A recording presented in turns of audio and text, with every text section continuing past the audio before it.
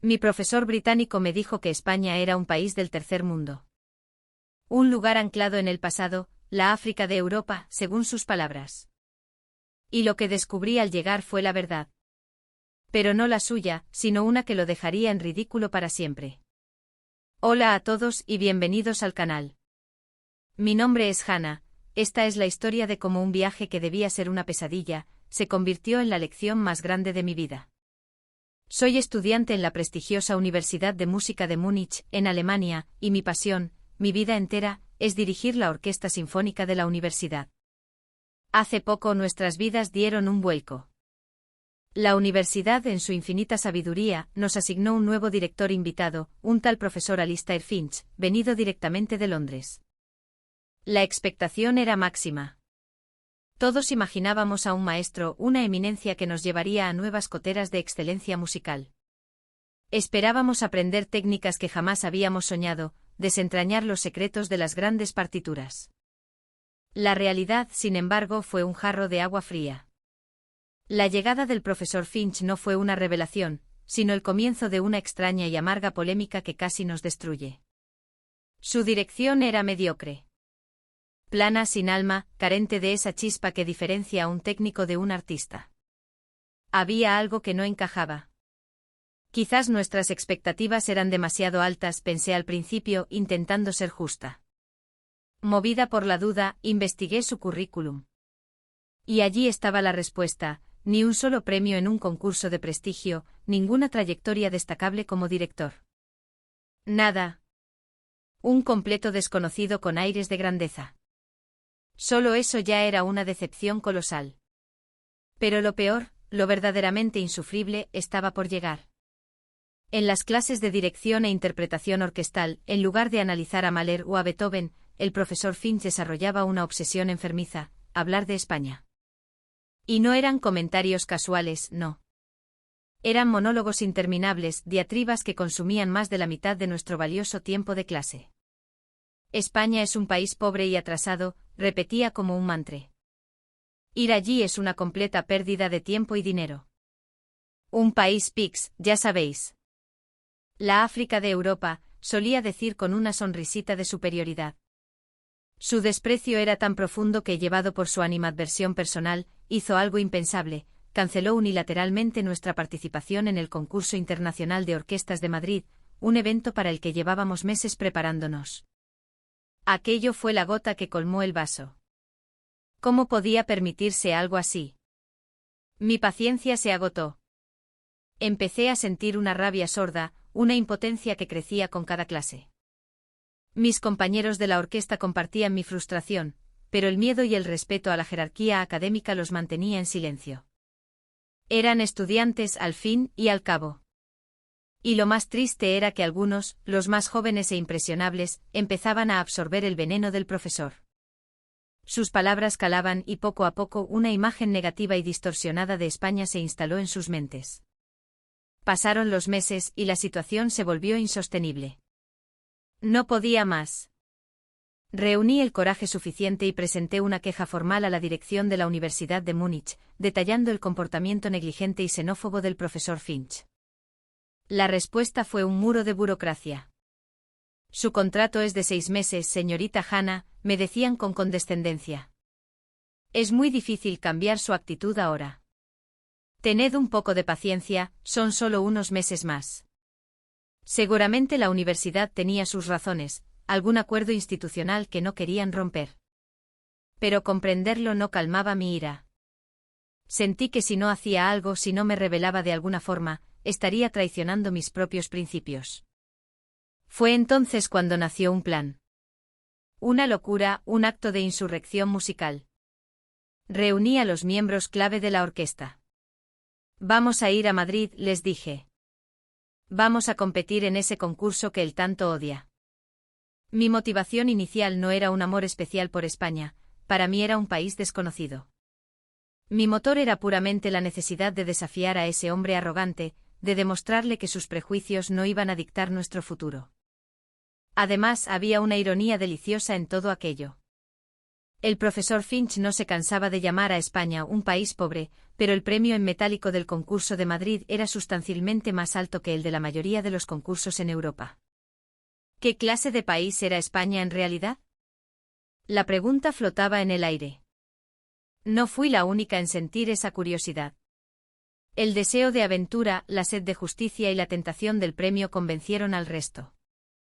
La rebelión estaba en marcha. A espaldas del profesor y de la universidad, volví a inscribirnos en el concurso internacional de Madrid. Y así, con los instrumentos a cuestas y el corazón lleno de una mezcla de miedo y euforia, nos embarcamos en nuestro viaje a España. Tras un vuelo de apenas 2 horas y media desde Múnich, aterrizamos. Pisamos suelo español, y en ese mismo instante el universo de mentiras construido por el profesor Finch comenzó a desmoronarse. La primera bofetada de realidad nos la dio el aeropuerto Adolfo Suárez Madrid-Barajas. Al salir de la pasarela de embarque nos encontramos no con un edificio gris y funcional, sino con una obra de arte arquitectónica. Un techo ondulante de bambú que se extendía hasta donde alcanzaba la vista, inundando la terminal de una luz cálida y natural.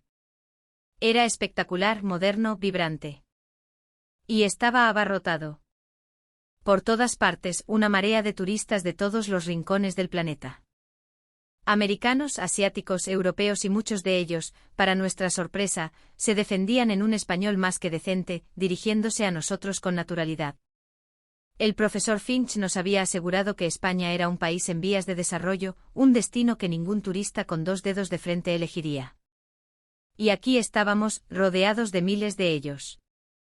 No solo turistas, también estudiantes internacionales, jóvenes que venían a aprender el idioma de un país supuestamente sin futuro.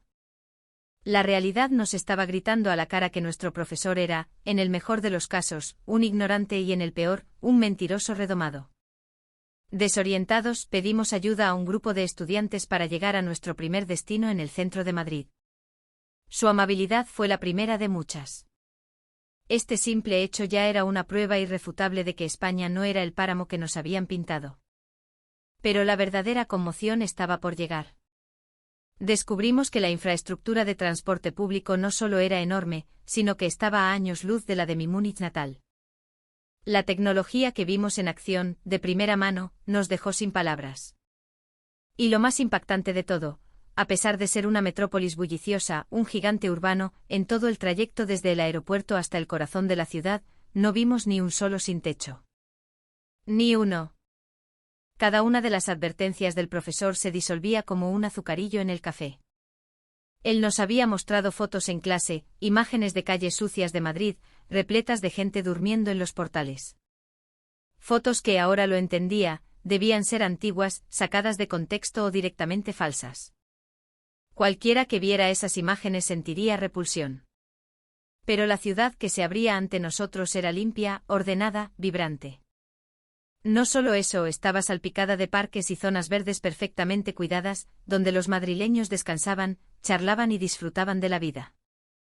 La convivencia entre la naturaleza y la metrópolis era perfecta. Esto no era un país atrasado, esto era la definición de un país avanzado.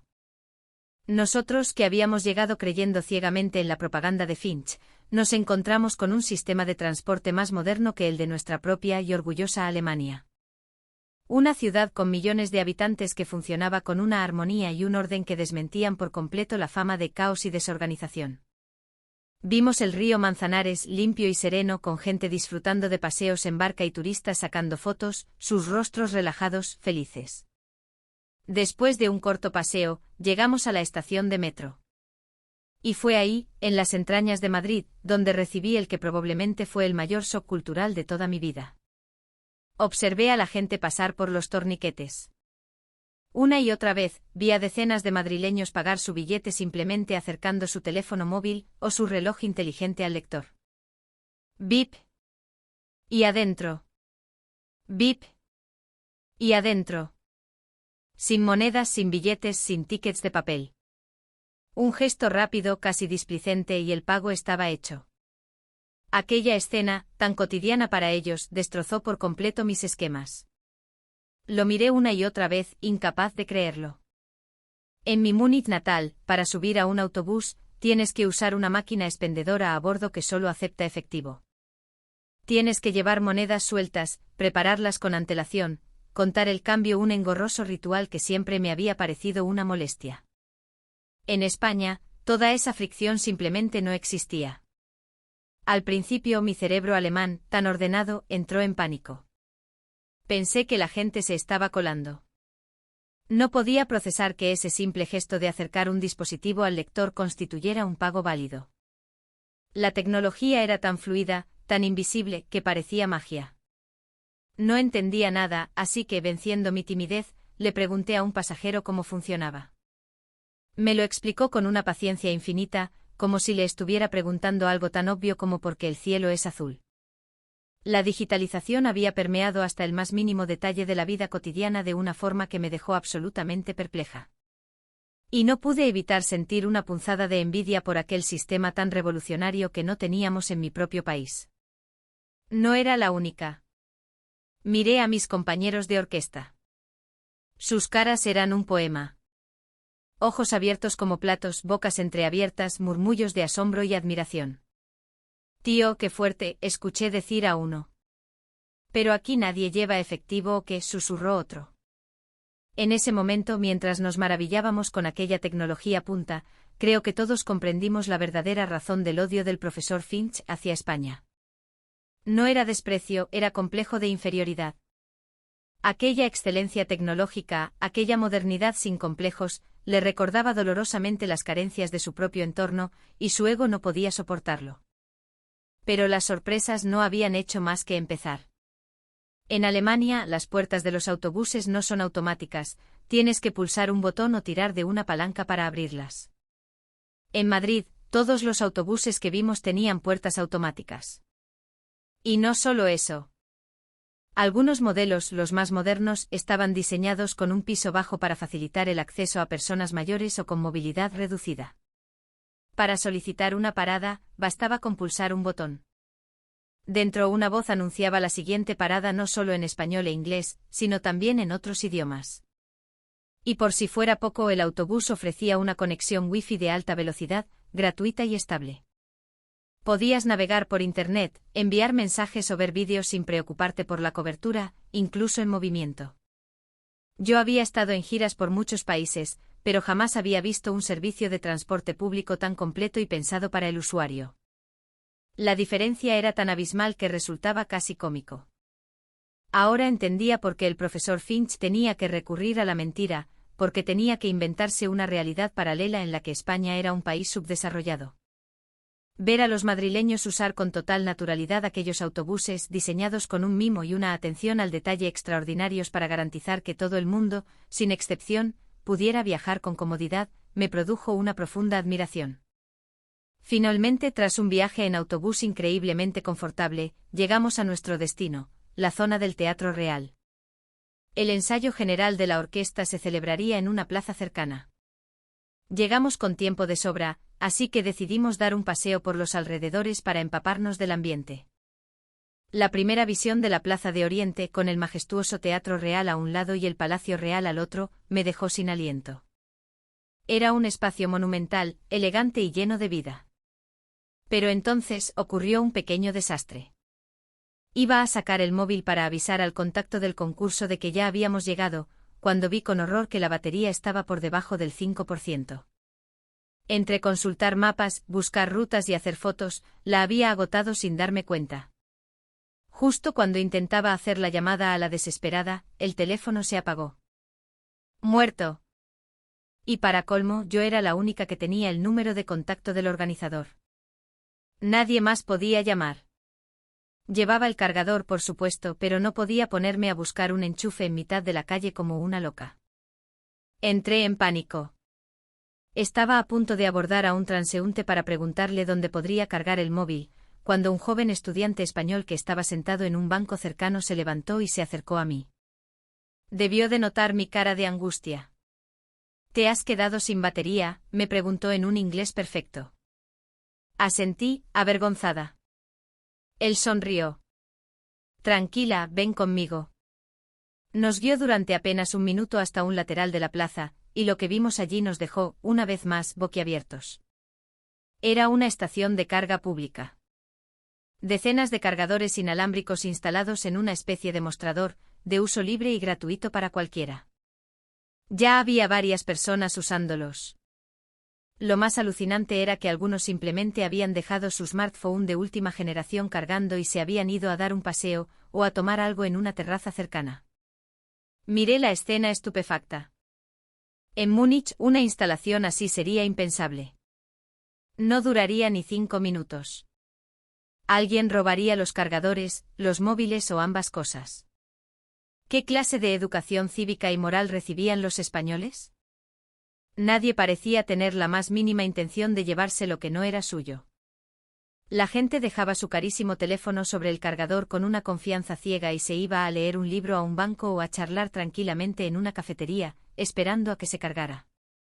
Los miembros de la orquesta, que estaban detrás de mí, empezaron a murmurar entre ellos, confundidos y asombrados a partes iguales. Aquella mezcla de tecnología puntera y una seguridad ciudadana a prueba de bombas estaba dinamitando todos sus prejuicios. «Madre mía, es que esto es otro mundo», decían. En Múnich hasta los productos más baratos de las tiendas del centro están encadenados con alarmas. El hurto y la delincuencia son, tristemente, parte del día a día. En Madrid parecía que robar era un concepto extraño, casi exótico. La gente actuaba como si la idea de que alguien pudiera llevarse sus pertenencias ni siquiera se les pasara por la cabeza. Se sentía una diferencia fundamental en la conciencia colectiva. Mientras yo asimilaba esta nueva dosis de realidad, mi móvil se cargó por completo en apenas 20 minutos. Incluso los cargadores públicos eran de alto rendimiento. Le dimos las gracias efusivamente al estudiante que nos había ayudado y le regalamos una entrada para nuestro concierto del día siguiente. Él, sin darse la más mínima importancia, nos dio las gracias con una reverencia y se despidió con una sonrisa radiante. Por fin pude contactar con el organizador. Cuando colgaba, aliviada, oí que alguien me llamaba. Era uno de nuestros violinistas. Había visto algo al otro lado de la plaza que le había dejado perplejo. ¿Qué más puede pasar?, pensé, mientras nos acercábamos con curiosidad. Y allí estaba. Una escena que jamás habría imaginado. En una parada de autobús esperaban varias personas, entre ellas, una mujer con un carrito de bebé y varias personas en silla de ruedas. En Alemania, la gente que usa carritos o sillas de ruedas suele pagar un taxi adaptado, que es carísimo. Rara vez utilizan el transporte público masificado. Supongo que en la mayoría de los países es igual. Por muy avanzadas que sean las políticas de bienestar, nunca había visto una escena como esa. Me resultó chocante y a la vez, sentí una profunda compasión por ellos. Pensé en lo que tendrían que pasar. En Alemania, una persona en silla de ruedas tiene que esperar a que todos los demás pasajeros suban al autobús, y solo si queda espacio, puede subir. A veces tienen que esperar horas, viendo pasar un autobús tras otro. Me dolía el corazón solo de pensarlo. Pero entonces llegó un enorme autobús urbano, y en ese preciso instante comprendí lo equivocado que estaba mi concepto de la compasión. Para mi absoluto asombro, el conductor del autobús se bajó y, uno por uno, empezó a ayudar a subir a la mujer del carrito y a las personas en silla de ruedas. Desplegó una rampa automática desde el lateral del vehículo, aseguró las sillas en un espacio reservado y se aseguró de que todos estuvieran cómodos y seguros antes de volver a su asiento. En Alemania, eso sería inconcebible. El trabajo de un conductor es conducir. Nadie le paga más por ayudar a la gente. Nadie haría algo que estuviera fuera de sus estrictas obligaciones laborales. Fue entonces cuando lo entendí. Aquel conductor madrileño no lo hacía como parte de su trabajo. Lo hacía por un profundo sentido de la responsabilidad y el orgullo por su profesión, por pura humanidad, sin esperar nada a cambio. Pero lo que más me conmovió fue la reacción de los demás pasajeros. El proceso de subir las sillas de ruedas, desplegar la rampa y ajustar los asientos llevó varios minutos. Y durante todo ese tiempo, nadie se quejó. Ni una mala cara, ni un suspiro de impaciencia. La gente esperaba en silencio con una naturalidad pasmosa, como si fuera lo más normal del mundo. Aquella imagen se me grabó a fuego. En Alemania o en cualquier otro país avanzado de Europa, Un retraso así habría provocado un motín de quejas y miradas de desaprobación. Los españoles, sin embargo, esperaban. Ni un solo gesto de molestia. La calidad humana de aquella gente me dejó sin palabras. Vi cómo otros pasajeros se levantaban para cederle el asiento a una madre con un niño en brazos, como se ofrecían a ayudar. Era una escena que no se ve en otros países. Aquella cultura de la empatía, de pensar no solo en la propia conveniencia sino también en la de los demás, era algo único de España. Nuestra primera experiencia con el transporte público en España había sido mucho más que un simple desplazamiento. Se había convertido en una lección magistral sobre la conciencia cívica, un lugar donde una comunidad con una moral compartida cuidaba y ayudaba a los más vulnerables. Aquel espectáculo de humanidad era algo que ningún otro país desarrollado podía imitar. Y entonces todo encajó. El profesor Finch debía de estar carcomido por la envidia. Por eso nos había bombardeado con mentiras, con vídeos y fotos falsas, para intentar manipular nuestra percepción de la realidad. Que un pueblo entero pudiera compartir un nivel de civismo tan elevado era algo extraordinario, algo que no se consigue de la noche a la mañana. Comprendí que otros países necesitarían mucho, mucho tiempo para alcanzar la conciencia social de España. Y así nosotros, los miembros de la Orquesta de Múnich, fuimos testigos de innumerables milagros en una simple plaza de Madrid. Queríamos seguir explorando, pero la hora del ensayo al aire libre se acercaba. Recogimos nuestros instrumentos y nos dirigimos a la plaza designada. Aunque solo era un ensayo, ya se habían colocado sillas y un nutrido grupo de gente esperaba sentada, expectante.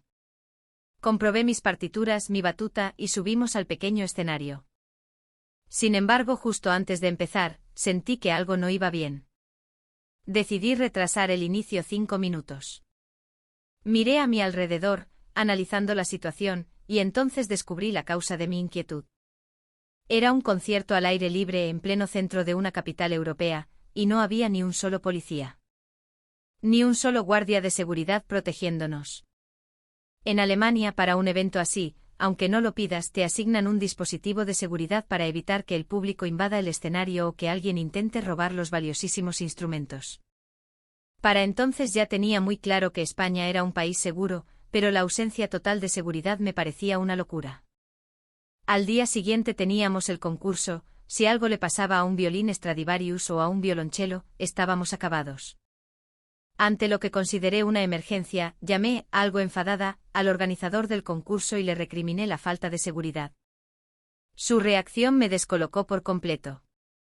Se echó a reír a carcajadas. Tranquila, me dijo con una sonrisa. Esto es Madrid, no Múnich. Aquí la gente no va a saltar al escenario y los instrumentos no se van a robar. Confía en mí. Empezad a ensayar. Sus palabras, aunque tranquilizadoras, no lograron disipar mi escepticismo. Pero el tiempo apremiaba, así que con el miedo metido en el cuerpo, alcé la batuta y di la entrada. El ensayo duró unos 30 minutos. Por suerte nadie invadió el escenario y la interpretación transcurrió sin incidentes. Justo cuando terminamos la última pieza, en el momento en que bajé los brazos, aliviada, el público se puso en pie y estalló en un aplauso atronador. Pero la cosa no acabó ahí. Varias personas del público se acercaron a nosotros con ramos de flores, cafés calientes y bocadillos de tortilla. Se acercaron para decirnos lo mucho que les había gustado, para darnos las gracias una y otra vez por nuestra música. Aquella sorpresa, aquel gesto de generosidad espontánea, fue demasiado para mí. Las lágrimas empezaron a brotar de mis ojos sin control. Y en ese instante todos los prejuicios que aún pudieran quedar en mi corazón se hicieron añicos para siempre. Antes del ensayo, por mucho que el organizador me asegurara que España era segura, no le había creído. Me había quejado, había dudado. Y frente a esa gente que se había emocionado tanto con nuestra música, que nos trataba con tanto cariño, yo había dirigido con el corazón encogido por la desconfianza. A pesar de que nuestra interpretación, tensa como estaba, no había sido ni de lejos la mejor, aquellos madrileños estaban felices, agradecidos, y encima nos traían comida y bebida para reconfortarnos. Miré a mis compañeros. No era la única que lloraba. Sus ojos también brillaban, llenos de una emoción que no podían contener. España no se parecía a ningún otro país avanzado. Estaba lleno de momentos que desafiaban la lógica, que ponían nuestro mundo del revés. En aquel país de ensueño con una seguridad ciudadana increíble y una gente rebosante de empatía, yo no podía hacer otra cosa que llorar de pura gratitud. En cualquier otro lugar, un concierto al aire libre habría necesitado decenas de guardias. En España, la propia existencia de un guardia de seguridad parecía no tener sentido. Nadie lo consideraba necesario. Y eso demostraba el altísimo nivel de conciencia moral de toda una sociedad construida sobre la conciencia individual de cada una de sus personas. Al día siguiente nuestro concierto oficial fue un éxito rotundo. Liberados de la tensión y la presión, aprovechamos el tiempo que nos quedaba para disfrutar de España al máximo. Recorrimos Madrid con los otros miembros de la orquesta, grabando en vídeo cada descubrimiento, cada rincón, cada sonrisa. Lo hicimos con un propósito muy claro: enseñarle ese vídeo al profesor Alistair Finch. Teníamos que volver a Alemania y contarle la verdad. Teníamos que mostrarle la verdadera cara de España a ese hombre que había intentado manipularnos con información falsa. ¿Qué cara pondría al ver la realidad? Solo de pensarlo, una sonrisa de anticipación se dibujaba en mi rostro. La venganza